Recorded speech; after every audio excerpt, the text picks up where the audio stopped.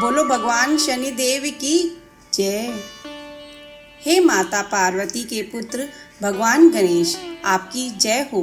आप कल्याणकारी हैं, सब पर कृपा करते हैं। दीन लोगों के दुख दूर करके उन पर अपनी कृपा बनाएं।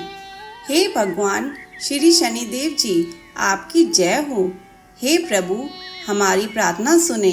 हे रवि पुत्र, हम पर कृपा बरसाएं और भक्तजनों की लाज रखें। हे दयालु शनिदेव महाराज, आपकी जय हो। आप भक्तों की रक्षा करते हैं और आप उनके पालनहार हैं। आप श्याम वर्णीय और 4 भुजाओं वाले हैं। आपके मस्तक पर रतन जड़ित मुकुट सुशोभित है। आपका बड़ा मस्तक आकर्षक है। आपकी दृष्टि टेढ़ी रहती है। आपकी भ्रकुटी विकराल दिखाई देती है। आपके कानों में स्वर्ण कुंडल चमचमा रहे हैं। आपकी छाती पर मोतियों और मणियों का हार आपकी आभा को बढ़ाने का काम कर रहा है। आपके हाथों में गदा, त्रिशूल व कुठार मौजूद है, जिनसे आप शत्रुओं का संहार करते हैं। पिंगल, कृष्ण, छाया, नंदन, यम, कोणस्थ, रौद्र, दुख भंजन, सूरी, मंद, शनि, यह सभी आपके 10 नाम हैं। हे सूर्य पुत्र, आपकी पूजा सब कार्यों में सफलता के लिए की जाती है, क्योंकि जिस पर आप प्रसन्न होते हैं वो व्यक्ति क्षण भर में रंग से राजा बन जाता है। बड़ी से बड़ी समस्या भी उसे घास के तिनके सी लगती है, लेकिन जिस व्यक्ति पर आप नाराज हो जाते हैं तो छोटी सी समस्या भी पहाड़ बन जाती है।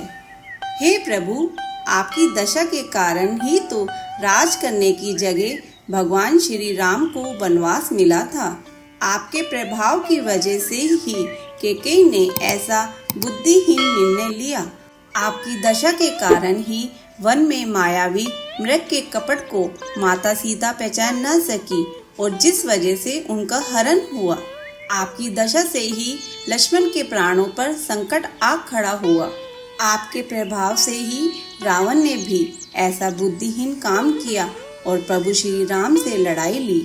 आपकी दृष्टि के कारण ही भगवान हनुमान का डंका पूरे विश्व में बजा और लंका तहस नहस हो गई। आपकी नाराजगी के चलते ही राजा विक्रमादित्य को इस तरह से जंगलों में भटकना पड़ा। उनके सामने हार को मोर के चित्त ने निगल लिया और उन पर हार चुराने का आरोप लगा। इसी 9 लाख के हार की चोरी के आरोप में उनके हाथ पैर तुड़वा दिए गए और विक्रमादित्य को तेली के घर कोलू चलाना पड़ा।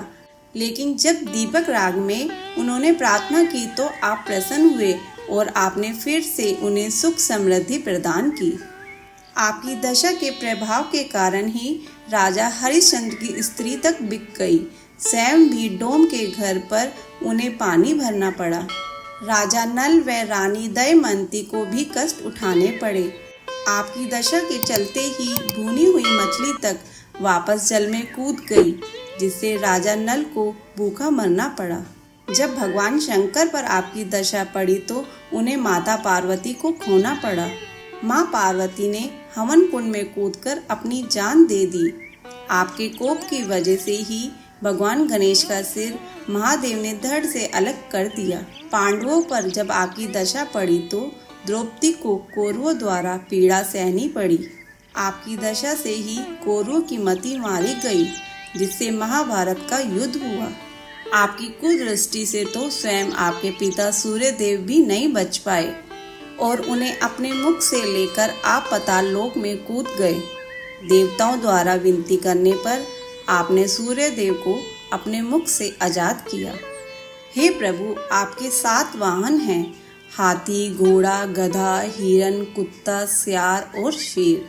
आप जिस वाहन पर बैठकर आते हैं उसी प्रकार का आप फल देते हैं। यदि आप हाथी पर सवार होकर आते हैं, घर में लक्ष्मी का आगमन होता है। यदि घोड़े पर बैठकर आते हैं तो सुख संपत्ति बढ़ती है। यदि गधे पर विराजित होकर आते हैं तो कई प्रकार के कार्यों में अड़चन आती है। वहीं आप जिसके यहाँ शेर पर सवार होकर आते हैं उसका रुतबा बढ़ाते हैं। वहीं जब आपकी सवारी सियार होती है तो आपकी दशा से बुद्धि भ्रष्ट हो जाती है। और यदि हिरन पर आप आते हैं तो शारीरिक व्याधियां लेकर आते हैं। जब आप कुत्ते की सवारी करते हुए आते हैं तो किसी बड़ी चोरी की ओर इशारा करती है। इसी प्रकार आपके 4 प्रकार की धातुओं के चरण हैं, जो सोना, चांदी, तांबा व लोहा धातुओं के हैं। यदि आप लोहे के चरण पर आते हैं तो धन, जन या संपत्ति की हानि होती है। वहीं चांदी व तांबे के चरण पर आते हैं तो शुभ फल देते हैं। लेकिन जब आप सोने के चरणों से पधारते हैं तो हर लिहाज में सुखदायक व कल्याणकारी होते हैं। जो भी इस शनि चरित्र का हर रोज पाठ करेगा उसे आपके कोप का सामना नहीं करना पड़ेगा। उस पर शनिदेव हमेशा मेहरबान रहेंगे और उसके शत्रुओं को परास्त कर देंगे। जो कोई भी विधि व नियम अनुसार शनि ग्रह को शांत करवाता है, शनिवार के दिन पीपल के पेड़ को जल देता है, वह दीपक जलाता है, उसे बहुत सुख मिलता है। प्रभु शनिदेव का दास राम सुंदर भी कहता है कि भगवान शनि के सुमिरन से सुख की प्राप्ति होती है और अज्ञानता का अंधेरा मिटकर ज्ञान का प्रकाश होने लगता है। भगवान शनिदेव के इस पाठ को विमल ने तैयार किया है। जो कोई भी इस चालीसा को पूरे 40 दिन तक लगातार पाठ करता है और सुनता है, उस पर शनिदेव की कृपा सदैव बनी रहती है और वो शनिदेव की कृपा से वह भवसागर से पार हो जाता है। बोलो भगवान शनिदेव की जय।